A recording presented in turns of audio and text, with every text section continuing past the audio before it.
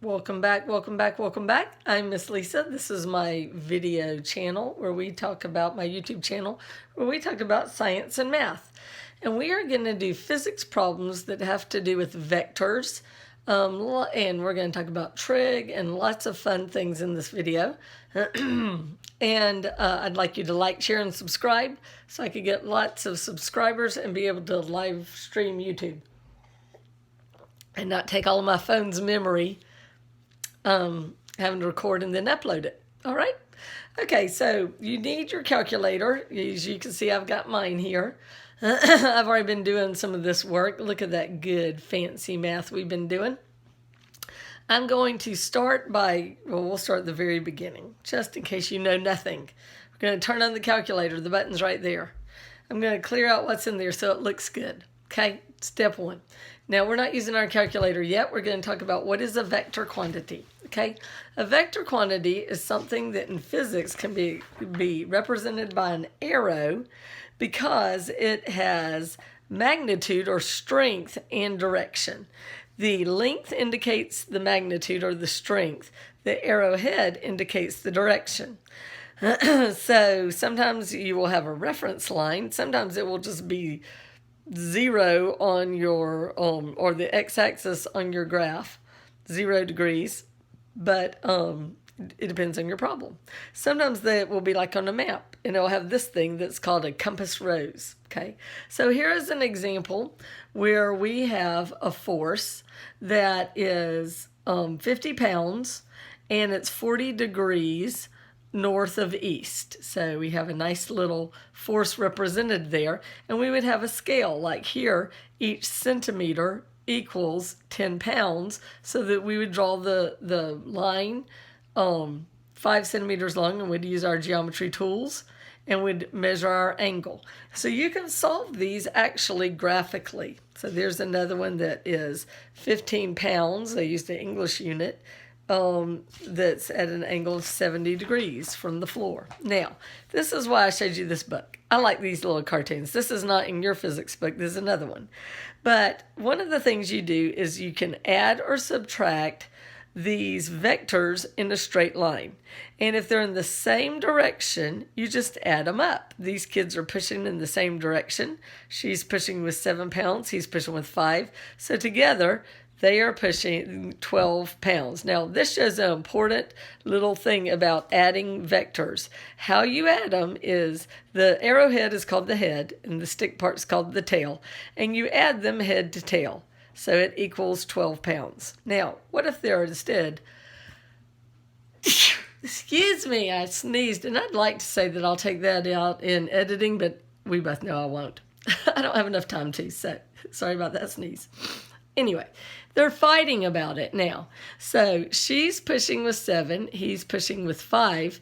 We still add them head to tail. So we would lay the 5 over here on the 7, and we would have a result of 2 pounds that way. So it ends up we had 5 to the right and 7 to the left. And this is considered a plus, not minus, because we're adding them head to tail, and it equals 2 pounds that way. Okay, now what about if they are at right angles? What if you have one person pulling this way and one person pulling that way? Which way is they're pulling over a pin? Which way is the pin going to go? Well, the pin's going to go somewhere in the middle, and it'll go a little more toward the one that's the 4 pound. How do we solve that graphically? Well, what you do is with a scale, you make your 3 pound force that was this way, your 4 pound force that was this way, but that's tail to tail, and they have to be head to tail. So we slide it down, preserving the angle, and then we draw a line from the tail of this one to the head of that one, and that's our resultant force.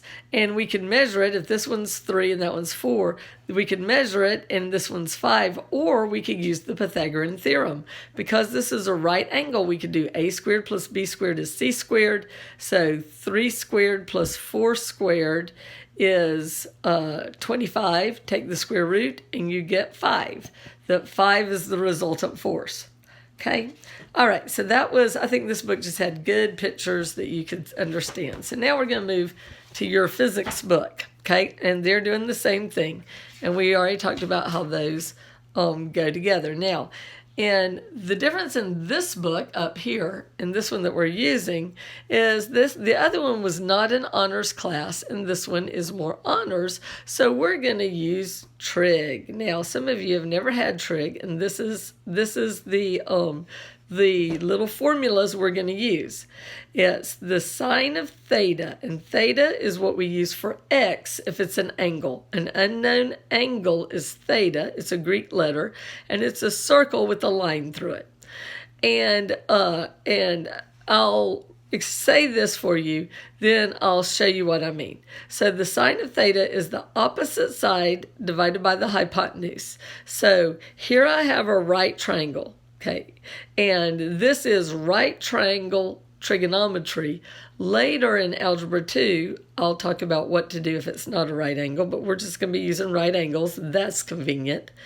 And so if you have a triangle, a right angle triangle, remember that little corner is the sign for right angle. Then, and you have an angle. See, there's my angle theta. Then you have three sides to this triangle, and the three sides all get a name. The longest side is the hypotenuse, just like it was in geometry class. Or maybe you learned the Pythagorean Theorem in middle school, which is a squared plus b squared is c squared. But the hypotenuse is always the longest side of a triangle. The side that is right next to theta, that's not the hypotenuse, is called the adjacent. Adjacent means next to. If you hear about an adjacent lot, it's a lot that is next to a building or something. So the hypotenuse is also adjacent to theta, but the hypotenuse is the hypotenuse. It's not the adjacent.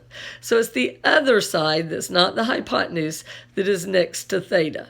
And then the side that's across from theta, like if theta was a bullhorn, the one that's across from it is called the opposite. So the triangle has three sides: the hypotenuse, the adjacent, and the opposite. Now, we learned in geometry class that either you're taking and you haven't gotten to this yet, or you will take, or you've already had, that we learned how to solve a triangle in geometry.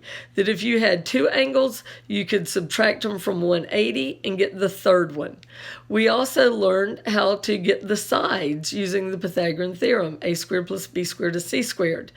But if you use this new kind of math called trigonometry, you can solve a triangle. You can get all the angles and all the sides if you just have one angle and one side. So it's a fun kind of math because you need less information and you get to use those fun buttons on your calculator: sine, cosine, and tangent. And we'll also be using the second of them, which is sine to the -1, cosine to the -1, and tangent to the -1. So that's pretty fun because, math gets boring always doing the same thing, so we're going to get to do something different. The other thing is kind of funny, is one time I had a kid come up to me while I was teaching public school, and they said, Miss Blackburn, I have proof that math is evil. They said, look, there's a button on the calculator that says sin. It's really sine, but I always think of that. Proof that math is evil. I got a couple of kids I'm teaching right now that are pretty convinced that math is evil. But no, it's not. Math is great. I'm going to convince you. All right. So these are the rules, and this is how I remember them. There's a different way out there that's being taught to remember it, and I firmly believe it is not as good as this way. I'm struggling with my pen lid. Okay, so this is how you remember it. So you got to imagine it and really think about it. It's some old horse. That's an H. It's hard to do through my phone. Caught another horse. You got the barnyard drama here. Taking oats away. So really think about it and imagine it. Some old horse caught another horse taking oats away. I like this better than the other one. The other one is soka-toa. Sounds like you're soaking your toe, but I've tutored for decades. We won't talk about how many. And I'll say, do you remember your trig rules? And they'll say, oh, it's some Indian sounding word. Well, they should say Native American anyway, but they don't. And I'm like, no, don't even try to remember that. It has something to do with toes. No, you got to remember the horse one instead. Some old horse caught another horse taking oats away. So this is what it means. The sine of theta equals the opposite side divided by the hypotenuse. The cosine of theta is the adjacent side divided by hypotenuse. The tangent of theta is the opposite side divided by the adjacent. Okay? So your book talks about that they have a triangle here. And if you look at it, the hypotenuse is 7.6 meters. The adjacent to theta is 3.1. So which formula has hypotenuse and adjacent? It's cosine. Hypotenuse adjacent. Caught another horse. So what you do if you have these two sides and you want the angle, that's when we use our cosine -1 button. And I'm going to show you how. So turn on your calculator, go to second cosine, and it does that. And now we put in it what our thing, which is adjacent divided by hypotenuse, 3.1 divided by 7.6. 3.1 divided by 7.6. And then you do in parentheses, enter, and it tells us that our angle was 65.9. 65.9, yay, we got the angle, okay? Now, what they did is they just did the dividing thing and had the relationship, and then they said they rounded it to 66. They said you could use a trig table or a calculator. Well, I started doing this in the 80s, I'll be honest, and I have never used a trig table. I have always had a calculator that could do this. So I don't know what this book is thinking about using trig tables. I have seen trig tables. I remember being at my college and seeing these big black books in the chemistry lab that looked like they had been there forever. My college was started in the 1830s. It was one of the oldest schools in America. And there it was, those trig tables in books. But I never even got one off the shelf and looked at it because I've always had a calculator that will do it. All right, so here's a lab that we can do, the paper river. I'll probably assign that to you, but you'll have to look in the description for the homework. Okay, so now we're going to start doing the problems. So I'm going to get my calculator and I'll show you how to do them. Okay, so I'll read it out loud. You read it to yourself. An airplane flying towards 0 degrees at 90 degrees kilometers per hour is being blown toward 90 degrees at 50 kilometers per hour. Did I say kilometers per hour? What is the resultant velocity of the plane? Okay, I told you in the other video, we love these problems, and there's only so many. Okay, so the step one, what you should always do is draw it, because it's very confusing. So they actually have drawn it for us, so that's nice. So our plane is trying to go 90 kilometers per hour this way, but it's being blown with a crosswind of 50 kilometers per hour that way. And they want to know they've told us the answer here, but they want to know what is the angle that's being blown at. And I think we also figure out, yes, and we want to know what the force is being blown at. So we don't know that. So when you have a problem, first draw the picture and then write what you know and what you don't know. So what we know is that the adjacent to theta is 90. It's going 90 kilometers per hour this way. And we know that it's being blown, and that's the opposite, 50 kilometers per hour. What we want to know is what is the resultant, the hypotenuse, and what is theta. So to do that, we have adjacent and opposite. So which formula has adjacent and opposite in it? Some old horse, nope. Caught another horse, nope. taking oats away. Yep, that's it. That's the one that has opposite and adjacent. So the tangent of theta is opposite over adjacent, which is which is 50 over 90. And so what we're going to do is we want theta. So let me show you on my calculator. You do 50 divided by 90, and that's not it. We have to use this tangent thing, and we take the inverse tangent to get the theta. So what I'm going to do is second tangent, and now I do 50 divided by 90 in parentheses, and there's my theta, 29.05, so about 29 degrees. Now I want the resultant. Now the best way to do this is the Pythagorean Theorem, a squared plus b squared is c squared. So I'll show you that way. And the easiest way to put this in your calculator is you're going to have to take this. We don't want c squared, we want c. And so to get c, we do the opposite. And the opposite of squaring is square rooting. I'm sure that's a word.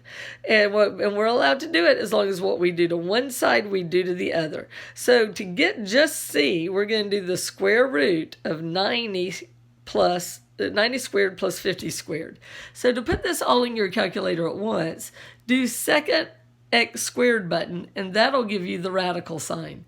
And now we can say 90, and then use the squared button, plus 50, use the squared button, equals, and the answer is 102.9, which I think they rounded to 103. Yes, they did. Okay, so that's one way to do it. You could also actually use trig, because because we have these, we could use the opposite. Some old horse, we have the opposite, and we have theta. So we could get the hypotenuse. So this would be some old horse. So that means the sine of 29 is 50, the opposite over the hypotenuse.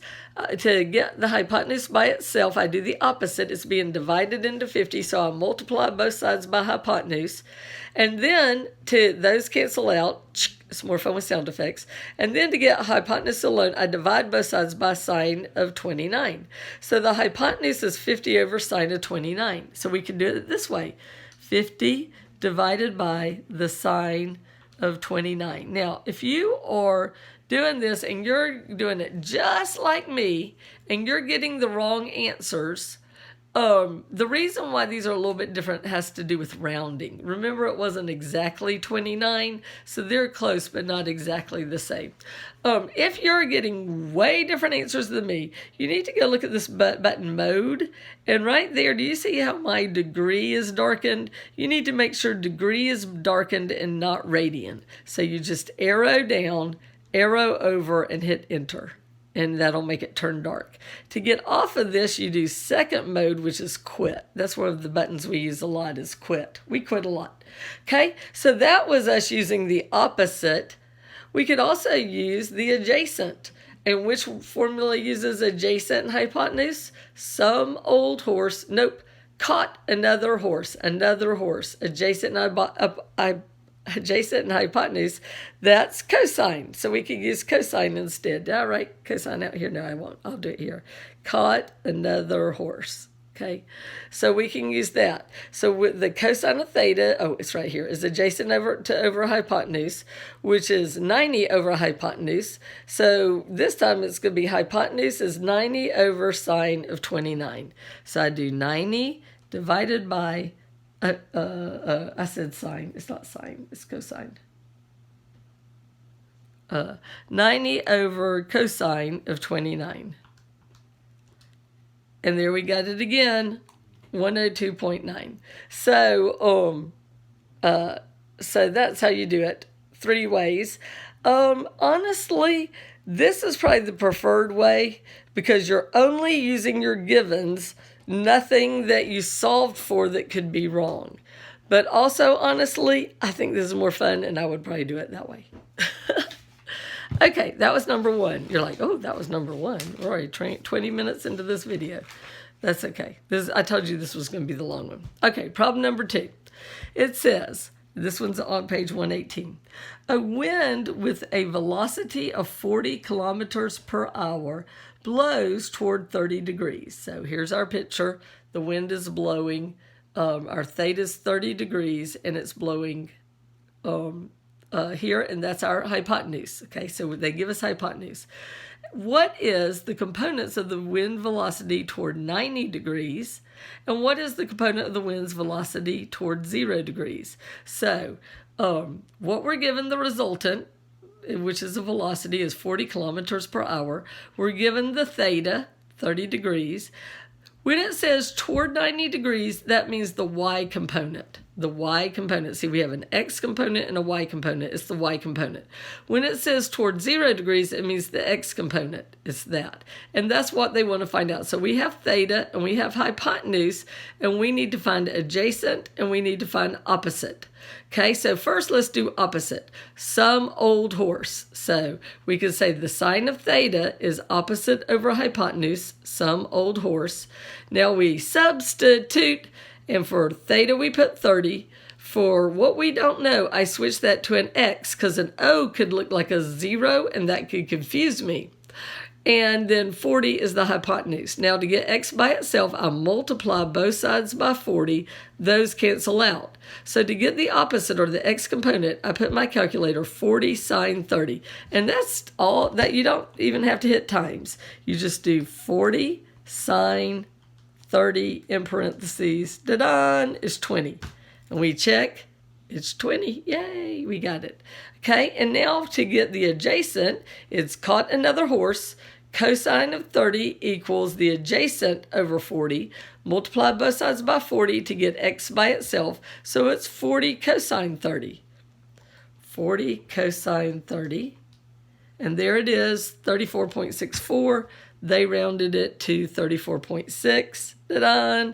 See, that one wasn't so bad, was it? Is it starting to be fun? Please say yes. All right, let's do number 3. Okay, number 3. So always remember how you do these problems. List your knowns and unknowns, draw a picture, and then figure out what you know and how to use trig to get the ones you don't know. And they're fun because it's new math. It's something that you haven't done before 100 billion times. It's exciting. All right. Now, remember I also told you in the other video, there are not infinite problems to do with this. That we're going to have problems where things get blown off course. We're going to have problems in math where we find out how tall trees are, how tall mountains are, things like how tall a building is. We'll do that in the math class. In physics, we will have 2 people pulling on something, or holding up a sign, or a kid on the jungle gyms. But once you know how to do the problem with 2 things, you're good to go. You're ready to do this. All right. So here is our problem on this one. 2 ropes are pulling on a log as shown in figure 611. What is the net force on the log? Okay. So we are told that they're going to give us that one kid is pulling 12 newtons at 10 degrees. That's this kid. And then we have another kid pulling 8 newtons at 120 degrees. That's that kid. Okay. So what we should do next is draw it. And they drew it here. So we have one kid pulling at 12 newtons at 10 degrees and another one pulling at 8 newtons at 120 degrees. So the next thing, so what we're going to do is we're going to figure it out separate. We're going to make these 2 triangles. We got this triangle and we've got that triangle, and we're going to figure it out. Okay, so we're going to start with this kid. So he's 12 newtons over here. His degrees is 10 degrees. That's his theta.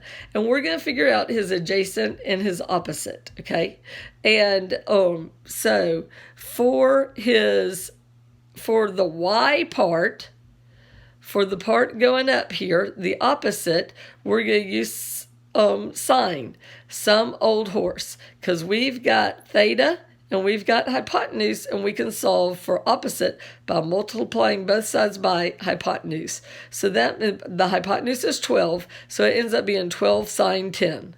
So we'll do that on our calculator. 12 sine 10 It actually works if you don't close the parentheses, but you probably should be good and close your parentheses, equals 2 newtons. So this kid, his y component is 2 newtons. We can get the x component for him by cosine, caught another horse. It's the adjacent. So that would be 12 cosine 10. 12 cosine 10, boop, it's more fun with sound effects, is 11.8. Now, so if you need to see me explain how I did that, the thing I don't know is adjacent. I'll multiply both sides by hypotenuse. So hypotenuse cosine theta, which is 12 cosine 10.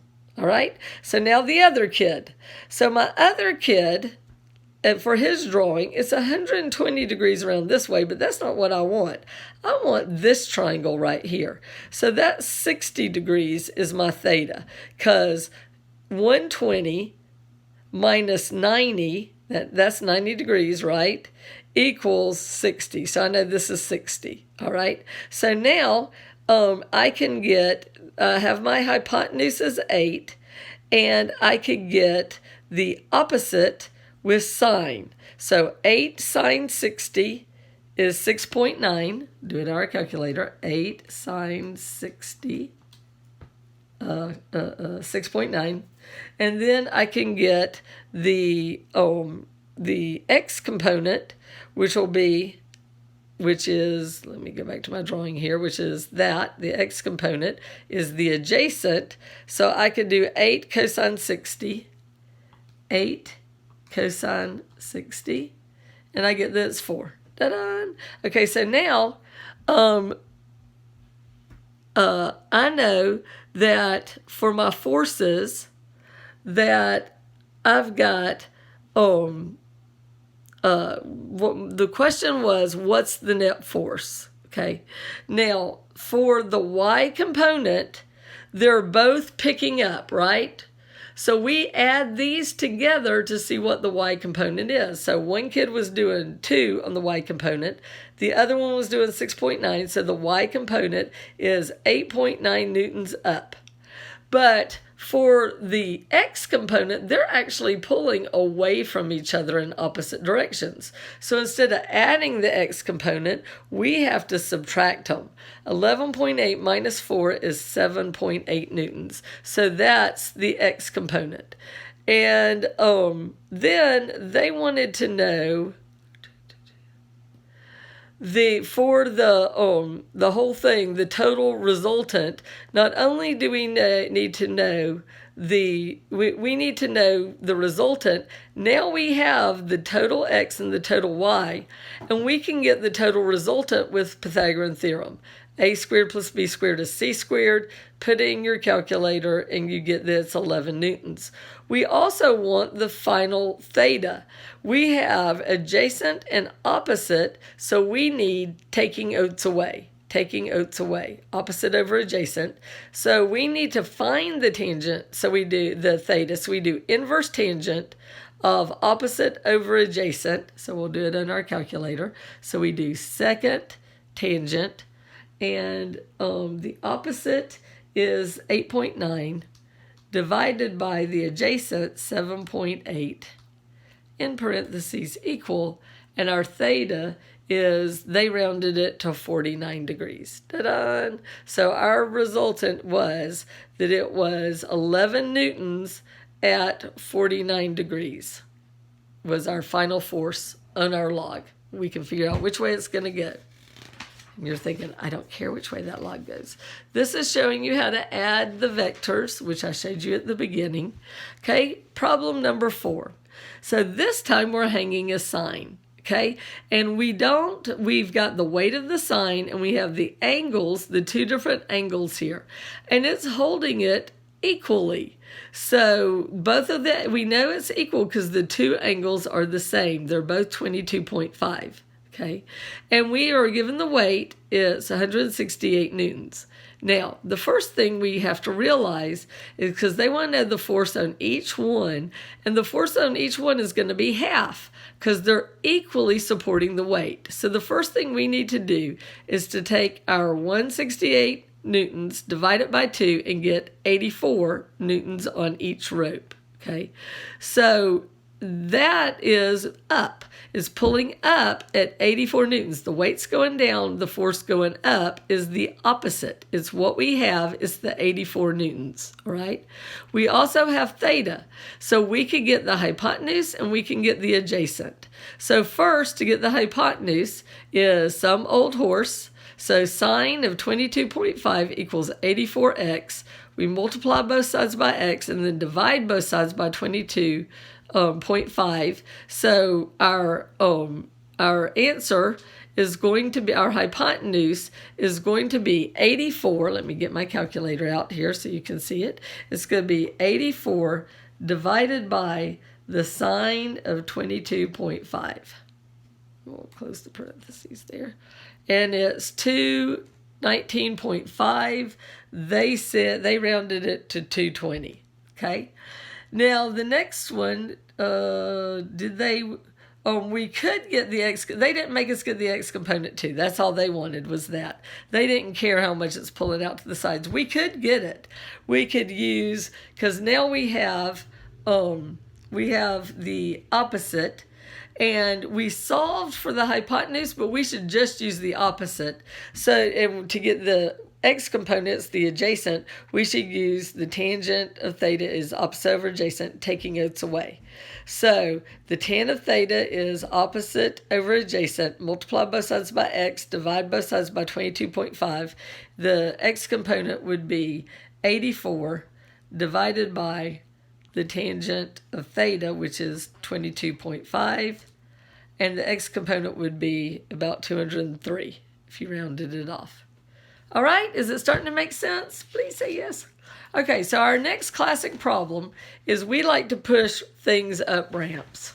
We like lots of problems with this. Now, before we can do this, so we are given the weight of the chest and this angle here. Now, before we do that, we have to review a geometry idea. Let me get some water. That maybe you did or did not learn in geometry. But this is the idea. If you have a right triangle, you can drop an altitude, a line, from the point of the triangle to the side where it's at right angles, and it will divide this triangle into two other triangles.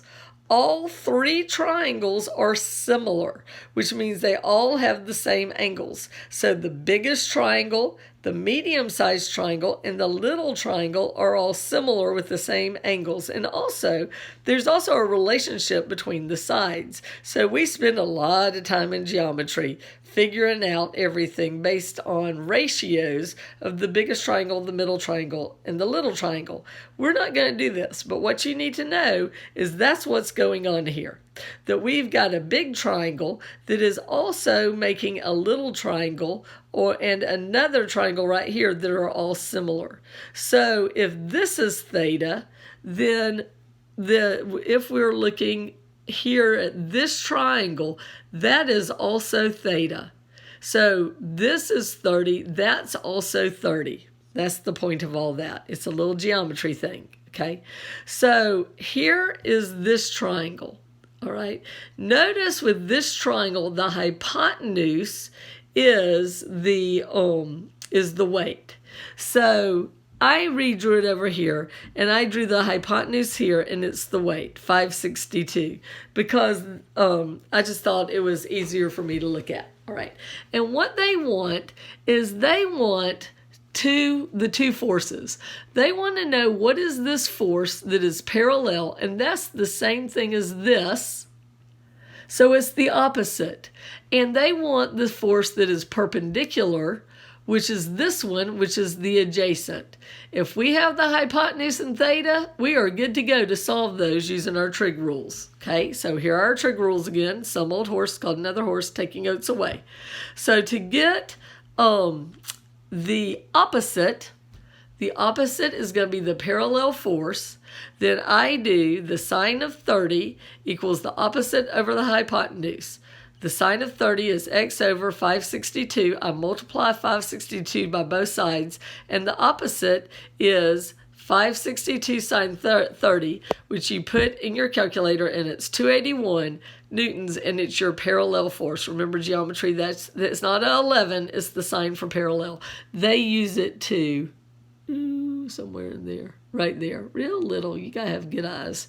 This book writes things little. All right, and then to get the adjacent, which is the perpendicular force, we can use the cosine equals the adjacent over hypotenuse. So cosine 30 is the thing we're looking for, adjacent over the hypotenuse, which is the weight. 562, multiply both sides by 562. 562 cosine 30 is 487, and that's the perpendicular force. So da-da, we got the right answer. Go us. And the whole thing was you just had to remember that from geometry, which you might not have known. And today's as good a day as any to learn it. All right. Also, the way I do the problems might look a little different than they do, which is fine. If you understand their way better, you just go for that. I just do it the way I think of it. And I like using less ideas more often. I like I don't like rearranging formulas every time. I'd rather use the same formula every time and rearrange it once I've got the math in it. And they like rearranging formulas, which makes it seem like there's a lot more formulas than there are. So, you feel free. If you don't like the way I do it, you can do it the way they do it. All right, so sometimes you'll notice it's different, though, because I usually don't even look at their work. I usually read the problem, do it my way, look and see if I got the right answer, and move on. Because there's something I don't like about the way they do their work here, just to be completely honest. All right, but that's good for you because it gives you an extra, a different way of looking at it, and it might be the way that's good for you. All right, so we're going to do another problem with that same trunk. It's the same one, okay? And it says the 562 Newton trunk is on a frictionless plane at an incline of 30 degrees above the horizon. Find the acceleration of the trunk. What is the direction? Okay, you got to remember that acceleration can be found with force equals mass times acceleration, but it's mass, not weight. And weight is mass times gravity, and gravity is 9.8. So we can figure this out. So I've written down my knowns and unknowns, and this is one that I think I did it different than them. Okay, so I wrote down the weight is 562 newtons. Theta is 30 degrees. We need acceleration. We can use the formula F equals ma, but we don't have m. So first we're going to get m. So the weight is 562. Mass is what we're looking for. We know gravity. To get mass by itself, we do the opposite. It's being multiplied by 9.8. So we divide both sides by 9.8. These cancel out, and we get that the mass is 57.3. So, yep, that sounds about right. Okay, I wanted to make sure I'm looking at it through a cracked screen. I wanted to make sure there was a point there, but yes, there is. Okay, so now we know that our parallel force is 281. We solved that over here. So we know what F is. And we could say F equals ma. So 281 equals 57.3a. Divide both sides by 57.3, and you get the acceleration is 4.9 meters per second squared. Then you look here to see if you got the answer right, and da-da-da, we did.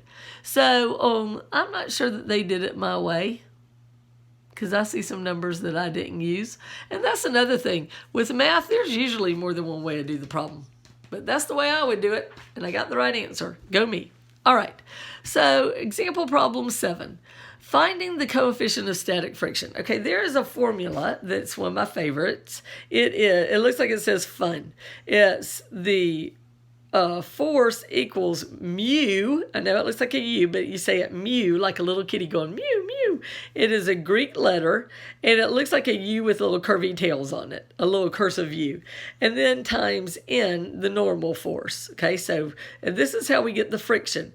That mu is called the coefficient of friction, and it is a constant that changes depending on the surface of the material.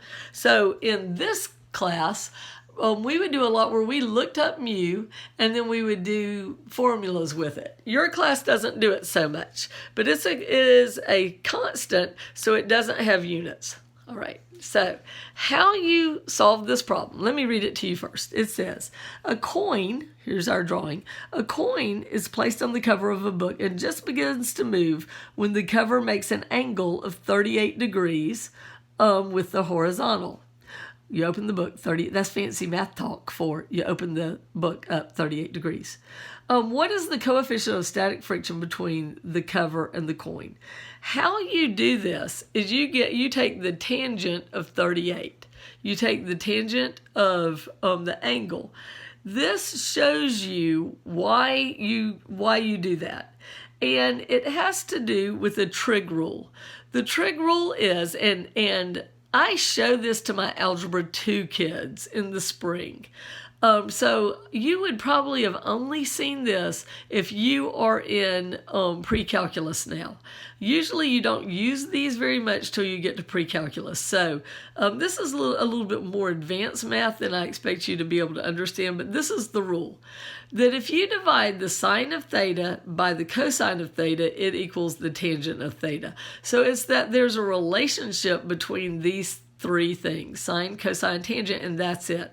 There are things called trig identities, they're trig rules, and you end up having to memorize them, and you use them a lot in calculus and pre-calculus, but that's one of them. It's just a trig rule, and it's the sine of theta divided by cosine of theta equals tangent of theta. Okay, so what they did is they plugged this into this formula, and it all cancels out.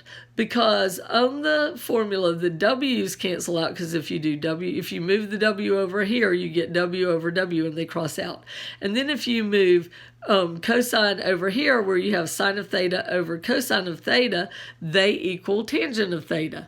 So then you get that the tangent of theta equals mu, so the tangent of 38 is 0.78. So if you just remember that if something is just starting to move, then everything it's not moved yet, so all the forces are balanced, so they're equal and opposite.